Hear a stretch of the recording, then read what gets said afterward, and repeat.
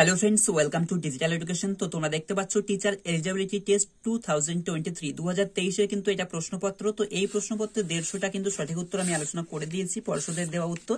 তো এখন আমরা এখানে আলোচনা করব কোন কোন প্রশ্নগুলো চ্যালেঞ্জ করা যাবে, কোন কোন প্রশ্নের উত্তর পর্ষদ ভুল নিয়েছে। তো সেগুলো চ্যালেঞ্জ করলে কিন্তু তোমাদের নাম্বার বাড়বে। তো যাদের 3, 4, 5 এরকম কম হচ্ছে তারা কিন্তু এই প্রশ্নগুলো চ্যালেঞ্জ করো, তাহলে কিন্তু তোমাদের নাম্বার বাড়বে এবং তোমরা পাস করে যাবে। তো চলো কোন কোন প্রশ্নের উত্তর ভুল রয়েছে সেগুলো আমরা দেখে নেব। ফার্স্টে আমরা দেখব 91। তো প্রশ্নটা আগে পড়ে নেই। বলা হয়েছে এক্স ও ওয়াই দুটি অখণ্ড সংখ্যা এবং এক্সটা সর্বদা কি ওয়াই এর থেকে ছোট, তাহলে এক্স ও ওয়াই এর গসাগু হবে। তো এখানে অপশনগুলো যেটা দেওয়া আছে এগুলো এলিমিনেট করে আমাদের করতে হবে। তাহলে এক্স ওয়াই এরা কি অখণ্ড সংখ্যা এবং এক্সটা সর্বদা ওয়াই এর থেকে কি হবে ছোট, তাহলে এক্স ও ওয়াই এর গসাগু। তো এখানে যে অপশন দেওয়া আছে সেগুলো চলো আমরা একটা সংখ্যা ধরে করার চেষ্টা করব। তো এখানে আমরা লিখে নিলাম এক্স আর একটা সংখ্যা হচ্ছে আমাদের কি ওয়াই, ঠিক আছে।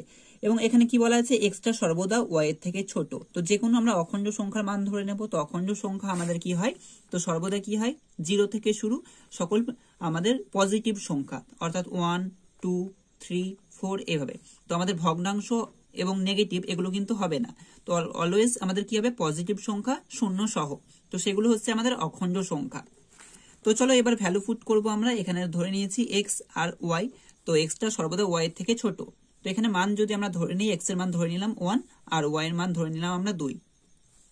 তাহলে এখানে এই যে এক্সটা আমাদের ছোট হচ্ছে। এবার এদের গসাগু বের করব। তাহলে আমাদের 1 আর 2 এর গসাগু কত হবে, অবশ্যই গসাগু কত হবে 1 হবে। এদের মধ্যে গসাগু হচ্ছে আমাদের কি 1 হবে।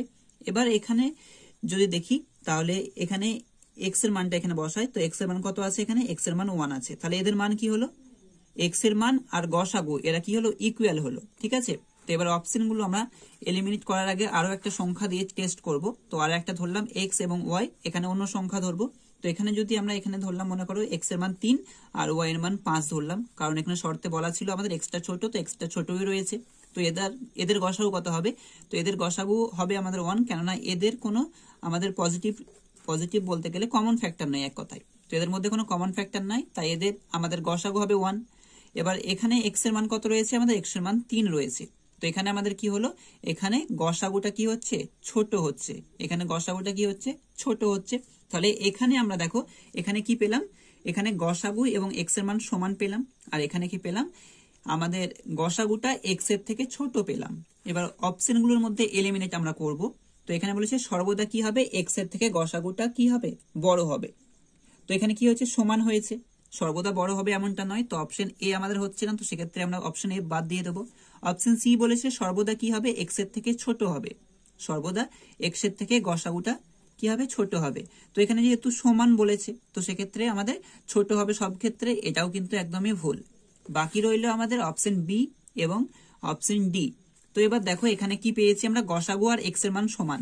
তো এখানে এই সর্বদা বলতে এখানে গসাগু আর এখানে এক্স, এখানে কি বলা রয়েছে, হয় সমান অথবা ছোট হবে গসাগু। এটার মানে এই যে এই চিহ্নটার মানে কি ছোট, এই দিকটা ছোট, আর এই চিহ্নটার মানে হচ্ছে সমান, অর্থাৎ ছোট অথবা সমান হবে। তো এখানে এক্স এর থেকে কি বলা আছে, ছোট অথবা সমান হবে গসাগুটা। তো এখানে দেখো এক জায়গায় সমান হয়েছে আর এক জায়গায় ছোট আছে। তো সেক্ষেত্রে আমরা অবশ্যই অপশন ডি নিব। এবার অপশন বিটা দেখে নেই, বলেছে কিছু বিশেষ ক্ষেত্রে এক্স এর থেকে ছোট।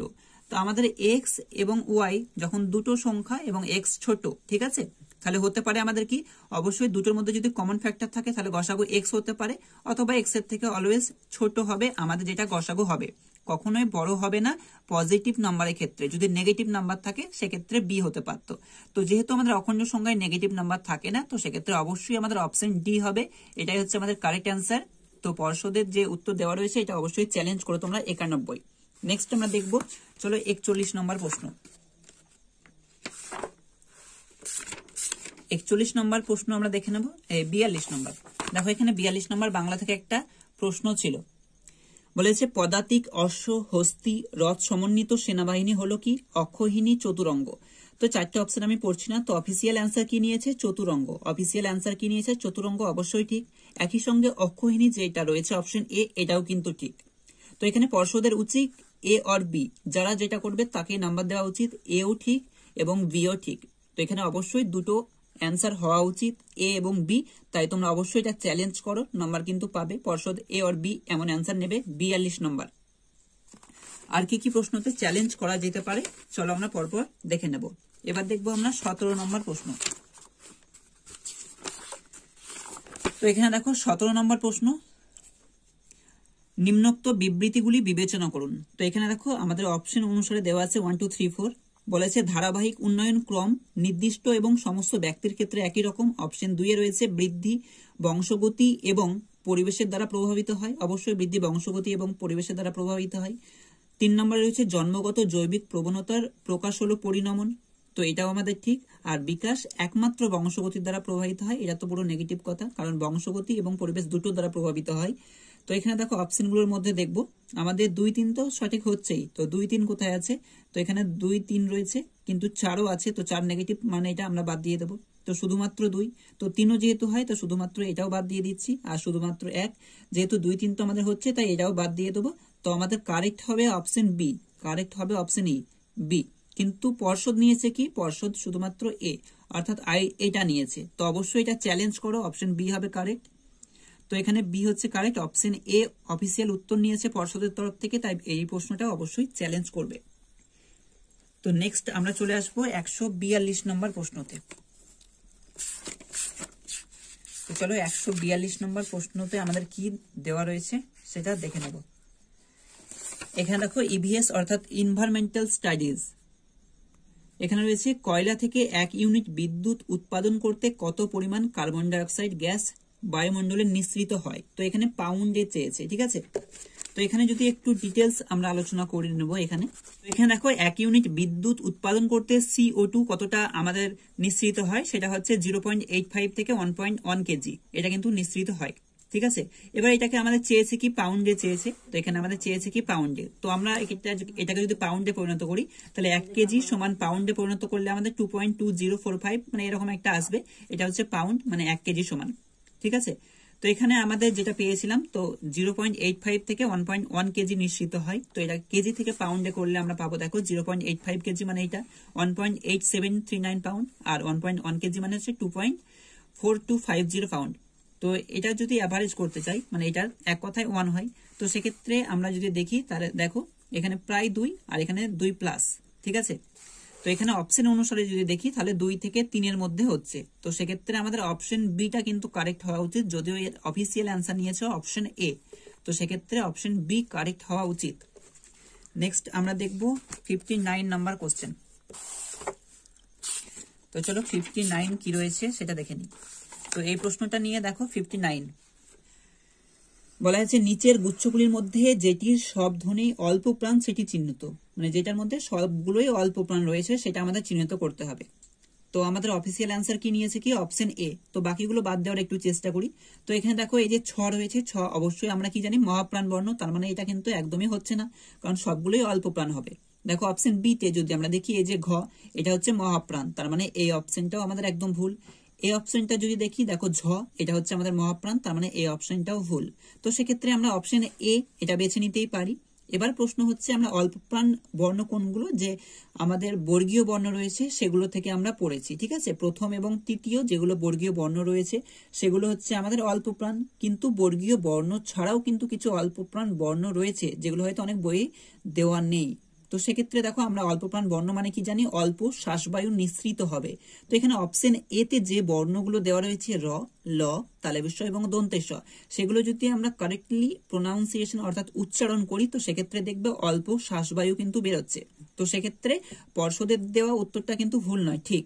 এবার তোমরা চাইলেও এটা কিন্তু চ্যালেঞ্জ করতে পারো, কারণ কোনো বইয়ে এগুলো যে অল্প প্রাণ তেমন ভাবে বেশিরভাগ বইয়ে দেওয়া নেই। তো সেক্ষেত্রে অবশ্যই চ্যালেঞ্জ করতে পারো, বাট এটা কিন্তু ভুল বলা যায় না, এগুলো উচ্চারণ করলে কিন্তু অল্প শ্বাসবায়ু নিঃসৃত হচ্ছে।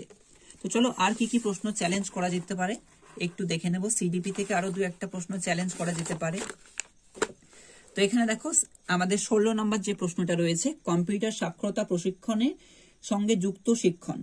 তো কম্পিউটার সাক্ষরতা প্রশিক্ষণের সঙ্গে যুক্ত শিক্ষণ কোনটা? সংযোগ শিক্ষণ, আর পদ্ধতিগত শিক্ষণ, ধারণা শিক্ষণ, আর তথ্যগত শিক্ষণ। তো এখানে অফিসিয়াল অ্যান্সার কি নিয়েছে? পদ্ধতিগত শিক্ষণ। তো এখানে অপশন এ তে যেটা রয়েছে সংযোগ শিক্ষণ, এটাও কিন্তু হওয়া উচিত। তো কম্পিউটার সাক্ষরতা প্রশিক্ষণের ক্ষেত্রে যুক্ত শিক্ষণটি হওয়া উচিত সংযোগ শিক্ষণ, অপশন এ হওয়া উচিত ছিল।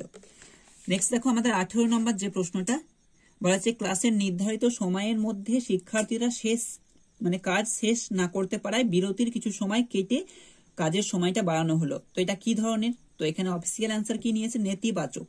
তো এখানে শাস্তিমূলক কোনো দিচ্ছে না। যদি তাদের কান ধরে উঠবোস করানো হতো বা অন্যান্য বেত্রাঘাত দেওয়া হতো, সেক্ষেত্রে আমরা নেতিবাচক শাস্তি আমরা বলতে পারতাম, তো নেগেটিভ পানিশমেন্ট বলতে পারতাম। কিন্তু এখানে নেগেটিভ পানিশমেন্ট কিন্তু আসছে না, হতে পারতো আমাদের ইতিবাচক শাস্তি বা অন্য কিছু নেতিবাচক প্রবলক এরকম টাইপের অন্য কিছু হওয়ার আমাদের সম্ভাবনা ছিল। কিন্তু অপশন বি এটা কিন্তু হওয়া একদম উচিত হয়নি। তো এই প্রশ্নটাও তোমরা কিন্তু চ্যালেঞ্জ করতে পারো। তো এখানে আমরা মোটামুটি 6 থেকে 6টা প্রশ্ন মতো দেখালাম, 6 থেকে 7টা প্রশ্ন। এই প্রশ্নগুলো অবশ্যই তোমরা চ্যালেঞ্জ করো। আরো যদি কোনো প্রশ্ন ভুল বলে মনে হয় তাহলে পরবর্তী ভিডিওতে আমি কিন্তু আলোচনা করে দেব। তো thank you, thanks for watching.